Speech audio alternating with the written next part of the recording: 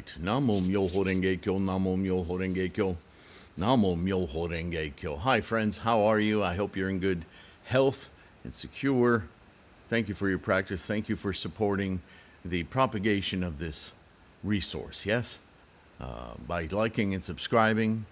Takes a few seconds, free. And then there's all the links in the description below for free podcasts, free information on threefoldlotus.com, as well as links for ebooks, print books, mandala, so on. All right. Fortitude, chapter 13. Let's get right into it, shall we? What? No prologue? Well, this weather. You'll probably hear there's rain falling on this metal building, so please don't let that distract you too much now that I've called it out. At that time, the Bodhisattva Mahasattva Medicine King and the Bodhisattva Mahasattva Great Joy in Preaching, together with a retinue of 2 myriads of bodhisattvas in the Buddha's presence, took this oath, saying, "We beg you, O world-honored one, not to be concerned, for after the Buddha's extinction we will reverently exalt, read, and recite, and preach this scriptural canon. Though the beings of the latter evil age shall be of ever slighter wholesome faculties, though they shall have much overweening pride, and shall covet offerings, though their unwholesome faculties shall increase, and they shall be hard to teach and convert, not for lack of which is the tremendous amount of distractions and attachments that are made in this latter age, yeah?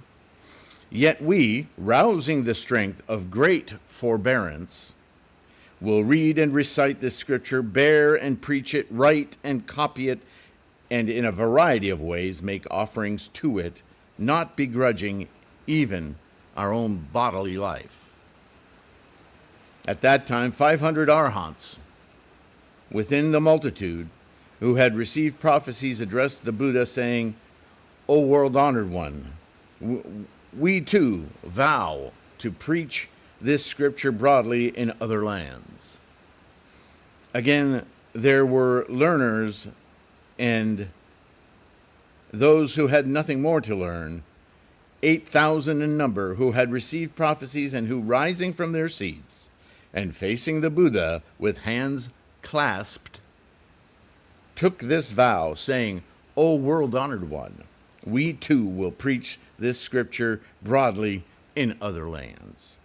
What is the reason? In the midst of this Saha realm, most men are deluded, evil, obstacles to enlightenment, yes?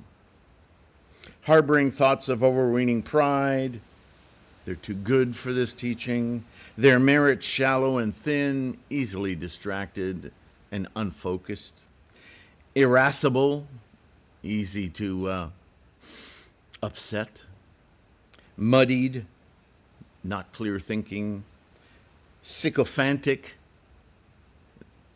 a word of tremendous attachment, delusion, yeah, and crooked, their hearts not true.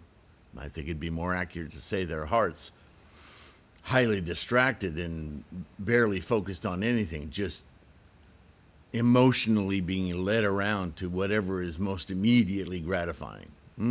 But this is thousands of years ago, so. At that time, with learning bhikshunis and those who had nothing more to learn, 6,000 in number, the Buddha's maternal aunt, the bhikshuni Mahaprajapati, rose from her seat and single-mindedly and with hands clasped, looked up at the august countenance, her eyes not turning aside even for a moment. At that time, the world-honored one asked Gautami, "Why do you look upon the thus come one with such troubled mien?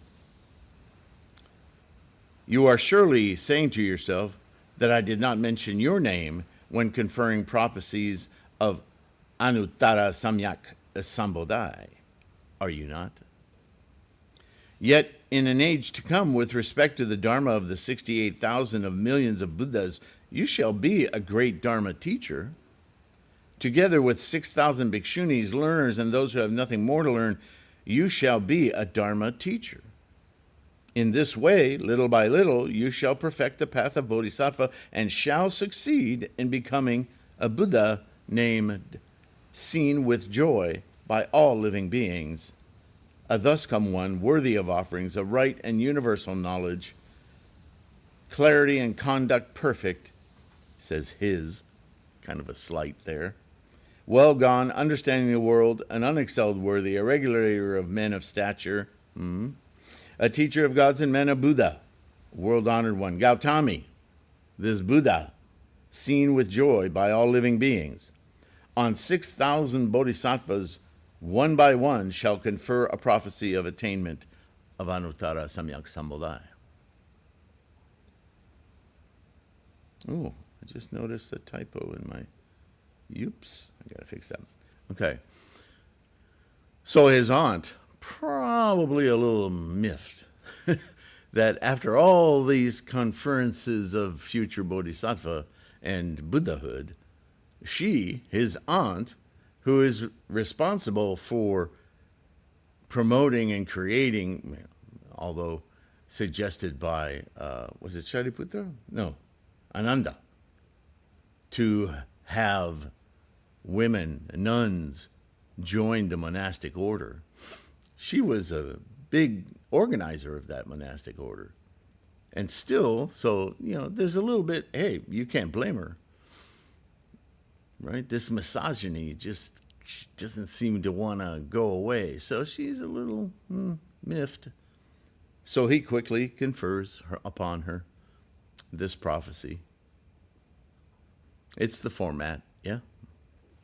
At that time, Rahula's mother, the Bhikshuni Yasodhara, thought, in the course of his prophecies, the world-honored one failed to mention only my name. The Buddha declared to Yasodhara, in time to come, you shall perform bodhisattva conduct with respect to the Dharma of 100,000 myriads of millions of Buddhas and become a Dharma teacher. At length, you shall perfect the Buddha path, and in a realm goodly shall contrive to become a Buddha named, again, he, who has perfected 1,000 myriads of glowing marks. A thus come one, a worthy, so on and so forth. Still the male epithet, though. So unfortunate. I don't think that was the intent of Shakyamuni, not at all. But these are the authors peering into the depth of meaning of Shakyamuni's teachings, still themselves living in a society greatly biased by misogyny, but accepting women, although through this male lens. Hey, ladies, we're still dealing with it. So maybe you could set it aside and see that the prophecy is still intact. Yeah? I know, I don't blame you for being irascible about it, but it's no reason to be an obstacle to your enlightenment, is it? That Buddha's lifespan shall be incalculable asamkaya kalpas. Wow, he didn't put a termination date on it. That's something. That's something more than he's given anyone else, male or female, yeah? At that time, the Bhikshuni Mahaprajbhati and Bhikshuni Yasodhara, together with their retinues, were overjoyed, having gained something they had never had before, and straightway, in the Buddha's presence, proclaimed a gatha, saying, O world-honored one, O guide, O teacher, you put gods and men at their ease. Having heard your prophecy, we are perfectly at ease in our hearts. Having proclaimed this gatha, the Bhikshunis addressed the Buddha, saying, O world-honored one, we too can proclaim this scripture broadly in other lands. So everybody's rising to the occasion, yeah? Shakyamuni said, don't know that there's anyone who has committed to this ultimate teaching here to hold it with reverence into the future so that this precious jewel of the method to attain Buddhahood in this immediate moment, in this life, is not lost throughout time. Who will take up that mantle? And so all these people who now have been given the prophecies they so much seeked, even the arhats, who've been told for decades, you'll never achieve it in your lifetime, maybe sometime billions of years in the future, They're now told, well, that was a false teaching. It was only meant to give you a respite from the ardor of all your teachings that you've been practicing and learning. The real truth is now you can get rid of that false understanding and that false nirvana and move the rest of the way, a little bit more effort, and have everything in this life. Isn't that worth it? And they're like, yeah, and we'll teach everyone about it, right? All right, let's continue. At that time, the world honored one looked at the 80 myriads of millions of Nayutas of Bodhisattva Mahasattvas, lots of sentient minds. These Bodhisattvas were all Aivavartikas, turning the unreceding wheel of the Dharma and having attained the Dharanis, the skillful words and phrases to describe the teachings of Shakyamuni. Straightway rising from their seats, they went into the Buddha's presence, single-mindedly, joined palms, and thought, if the world-honored one should command us to hold this scripture, then in obedience to the Buddha's instructions, we should propagate this scripture broadly. Then they thought, the Buddha is now silent, issuing no commands. What should we do now? At that time, the Bodhisattvas were respectfully obedient to the Buddha's intentions, and at that same time, wished to fulfill their own former vows.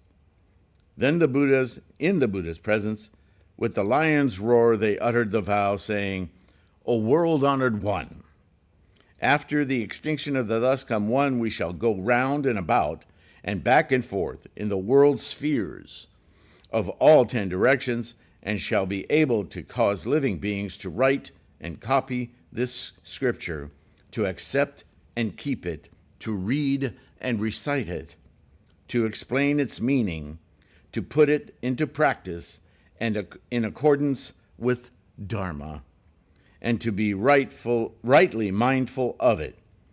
And all this shall be thanks to the majestic might of the Buddha, not Shakyamuni Buddha, the Buddha, because it's a universal aspect of life, the building block of life.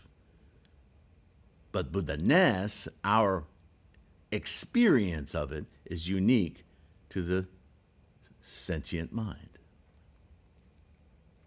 We beg that the world-honored one, while dwelling in another quarter, may grant us his protection from afar.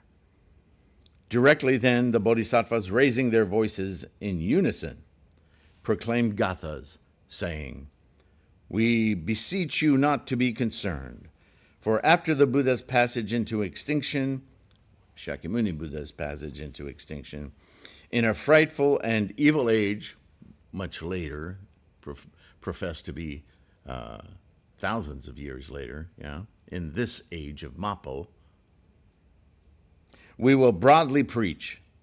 Those ignorant men, whoever they may be, that revile us with foul mouths or attack us with knives and staves, we will all endure, because they're seeing everything from the perspective of Shakyamuni's day, right? Which incurred much resistance. Devadatta tried to kill him several times. So they are projecting their knowledge of the current time they're in into this distant future and thinking, we won't let that stop us. Evidently, not even time. But you understand the parable, the teaching, the story here, right? The bhikshus, in an evil age, Men of twisted wisdom, their hearts sycophantic and crooked, say they already have attained what in fact they have not yet attained, their hearts being full of pride. Now that's kind of a self-referential comment, isn't it? Speaking to the Arhats again.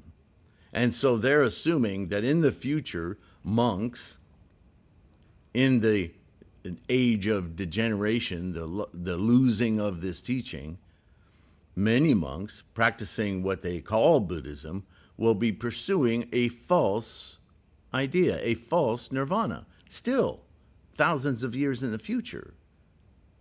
And so, like is happening right here in the Lotus Sutra, they will need to be challenged. Nichiren picks up on this. This is where he comes up with Shakyamuni, right? That these other Buddhists of pride are stuck in their idea of what they've attained as though they're done, without realizing that just a little further up the road, they can achieve so much more, right? Again, the Lotus Sutra shows us this Shakyamuni, this Nichiren's breaking the back or bones. In other words, the stern beliefs of these deluded, not just regular ignorant people, but monks, people studying for enlightenment. They still don't get it. So this isn't a unique problem to this era, and this teaching evidently isn't going to get rid of it. Not without acceptance, reading, copying, holding it, reciting it, so on and so forth. Or there will be aranyakas, forest-dwelling hermits, clothed in patched rags and living in the wilderness, who say of themselves that they are treading the true path, like Pratyeka Buddhas, yeah? This is a story in the earlier teachings I've mentioned before, the wandering aimlessly through the forests like a lone rhinoceros. Holding mankind cheaply, because they covet profit and nourishment, they preach Dharma to white-robed laymen and are held in humble reverence by the world, as though they were arahants of the six penetrations. These men, harboring destructive thoughts, says evil, but destructive thoughts. Why destructive? Why do I say that? Because they're thoughts that impede perception of the jewel of Buddhahood, perception of the true teaching of the Lotus, of Buddhahood in this lifetime, in this form, right? They don't want people to think that, because that would be beyond themselves, and they've achieved the maxim. So we're not having any of that. This is why it's called evil, right? It's the worst obstacle. Constantly mindful of the affairs of the world, borrow the name of Aranyakas because they love to display our faults. Then they make such talk as this. These bhikshus, out of greed for profit and nourishment, preach the arguments of external paths. Having themselves created this scriptural canon to deceive worldlings and lead them astray, in the quest for name and renown, they preach this scripture with much discrimination. Now, that's a very self-referential criticism, because as you may or may not know, the controversies about the Lotus Sutra, the collection of the sutras, the teachings under the umbrella of the Lotus Sutra, is often accused by early Buddhists as being not the words of the Buddha. Well, that's kind of funny, because the Buddha himself said, don't go by my words. Don't even go by me. Go by your penetrating insight from practicing and learning about how the mind contrives the cosmos. See for yourself.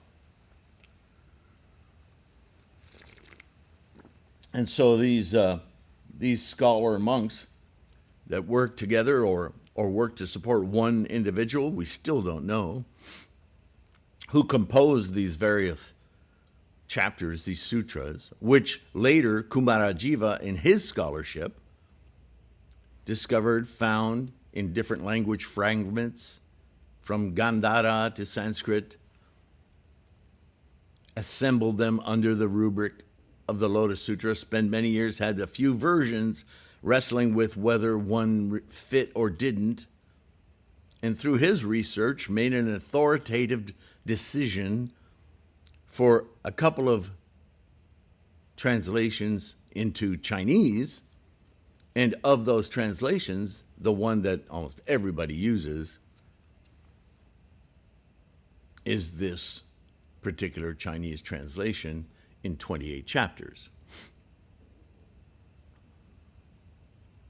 So when he says in this paragraph, he's making this accusation that they no doubt heard, because there was a lot of controversy at the time, out of greed for profit and nourishment, the writers of the Lotus Sutra, or the writer of the Lotus Sutra, was obviously accused, right? Because people didn't like his scholarship. They didn't like this deep dive into the meaning of Shakyamuni's teachings, although it resonates perfectly with everything he's ever said, right? Shakyamuni didn't teach wrong or inferior teachings and then suddenly change his mind and teach the Lotus. The Lotus stands on top of all the previous scholarship. As you've heard me say many times, he was always teaching the same thing. It was his audience's capacity to understand what he was teaching that was limiting the scope, the level of understanding of this, ultimately, what he was teaching all along. Remember, at the outset, before he was enlightened, Siddhartha Gautama's entire mission was based on alleviating suffering in life, in this life. Why should we live with all this stress and anxiety? There must be a way to live life to its fullest, as he had experienced himself, a son, a prince of a king, in a very sheltered environment, getting all his needs met. Why shouldn't it be that we all experience life in that amazing way? What is in the way? What is the truth? Right? So from the very get-go, his purpose and his enlightenment was a method to do just that. Why would it take billions of lifetimes? He railed against that, taught impermanence, taught anatman, taught all sorts of contradictions to get rid of that reincarnation thing. And yet, man, people are stubborn. When it comes to cultural norms, religious norms, no matter how hard they try to change their minds, there's deep cellular attachments, right? Like diverticulitis of the mind.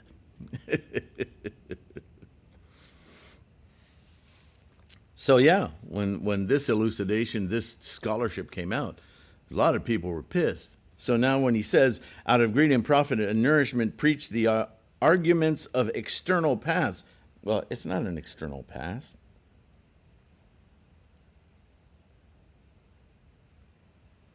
Right? Because they had created such a normalcy around arhatness, lesser teachings of Buddha-ness not being possible in this lifetime, that to be enlightened in this lifetime has to be something outside of Buddhism. That was never, well, it was the core aim of Buddhism, right? Having themselves created this scriptural canon to deceive worldlings and lead them astray, in the quest for name and renown, they preach this sutra with much discrimination. Oh, the elites, they think they're something special. Screw this Lotus Sutra. It's invented. It's not Shakyamuni. It's not Buddhism. Well, it is the most Buddhist. It captures the essence of what was the aim of Buddhism since before Buddha, Shakyamuni Buddha. Since within the great multitude they ever wish to ruin us, turning to kings and great ministers, to Brahmins and householders, and to multitudes of other bhikshus, they slanderously speak evil of us, saying, these fellows of wrong views preach arguments of external paths. Out of veneration for the Buddha, we will endure all these evils. Because we know better. You just told us. By them we shall be addressed with derision. You fellows are all Buddhas. Yeah, you elites, you're all Buddhas. It's just statements out of anger and ignorance, right? And we do hear these things between sects and groups. It's like any religious movement, which Buddhism isn't.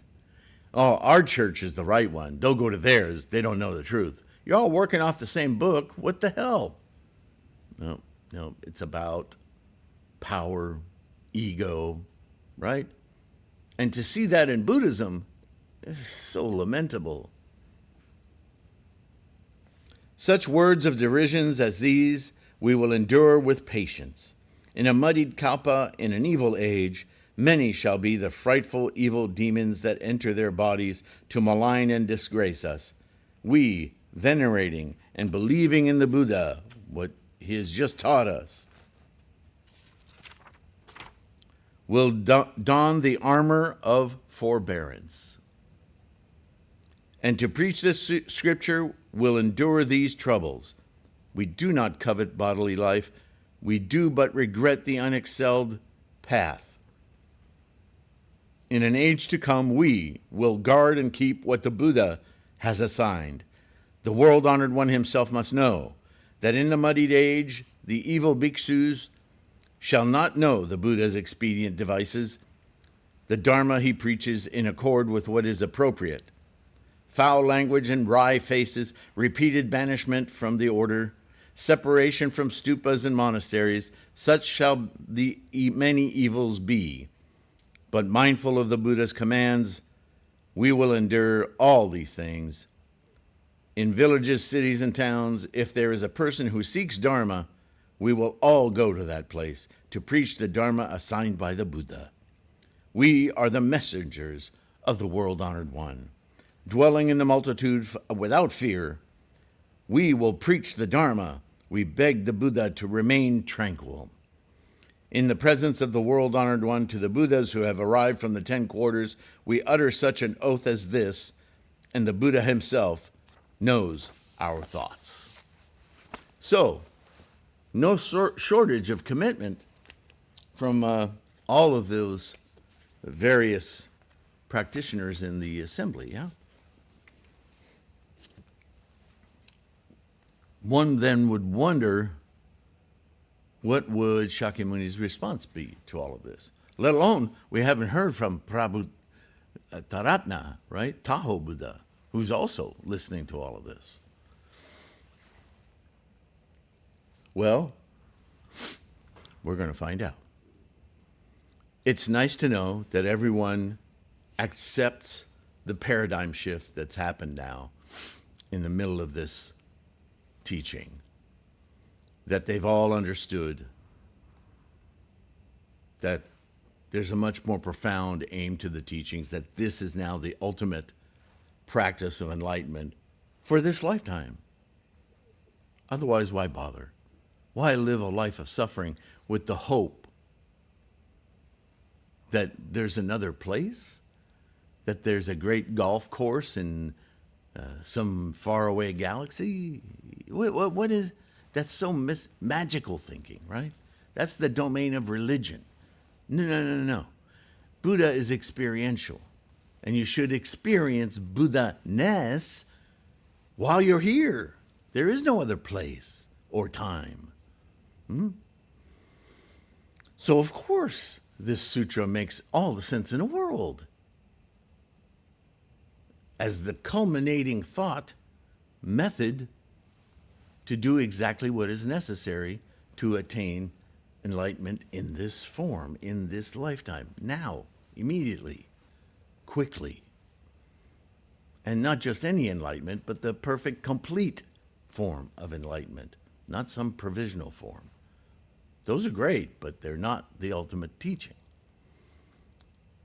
So that's the entire chapter on fortitude. Comfortable conduct, as I've seen it called, quiet practice, easy practice. It's got many titles, but that's chapter 14. And there's a shift about to happen here, which Ji identified, as well as Zhang and later Nichiren. The one chapter in two halves, right? The latter half of the 15th, the entire 16th, and the beginning half of the 17th, which is quite literally the crux of Nichiren's doctrine. As much as my favorite chapter is the apparition of the treasure tower, for Nichiren and his doctrine, the profound meanings captured in the lifespan of the Tathagata, and the paragraphs before it and after it are the crux of his doctrine. So we're almost there. Chapter 14 will prep us for it. 15 will take us a little further and then start diving into it. And that should be some interesting discussion. By the way, speaking of discussion, my interjections, my elucidations, and I stay away from doing too deep a dive, believe it or not, into these things as I'm reading. But I am already in the works. I have a long forward, some over a dozen pages of general concepts of Buddhism, and I'm using a translation of the Lotus that I'm correcting a lot of verbiage in. I want to make it very relatable, but I don't want to lose any of the intricacies of the Lotus Sutra. But I am going to put out my own version of the Lotus Sutra, the Threefold Lotus, right? The prologue, the epilogue, and the meat of the sutra. And there will be parenthetical interjections everywhere where I can show, relate, infuse Nichiren's insights and elucidations as I go. So this Lotus Sutra will be historic as well as contemporary for our Nichiren scholarship. I haven't seen anything like that anywhere. This is what I'm endeavoring to do. I'm already well into it. And in a way, it has been these videos that has finally brought me to this, along with my own study, constant study, right? And so I'm working on it. It's going to take a while. It's a big book, and I have to be careful not to say so much that I become redundant. So I'm trying to make salient points, and the forward was an opportunity for me to describe general concepts that aren't discussed in the Threefold Lotus Sutra, so that we have some Nichiren perspective just as we go in. Yeah. So I hope you look forward to that. In the meantime, there are many ebooks. The Buddhism reference books, the first one and volume 2, I think are two, maybe the most important things I've written in all of the books that I've written, but that depends on where you are in your practice. That's why I say these are important, because it's nice to know what things mean in relation to our modern practice. Always, that's the paradigm. As we study and read these other books, right, whether they're mine or anyone else's. Anyway, that's what I'm working on. Thank you for listening so far. Take care of your health. Keep your practice strong. Right? And I will see you in the next one. Bye for now.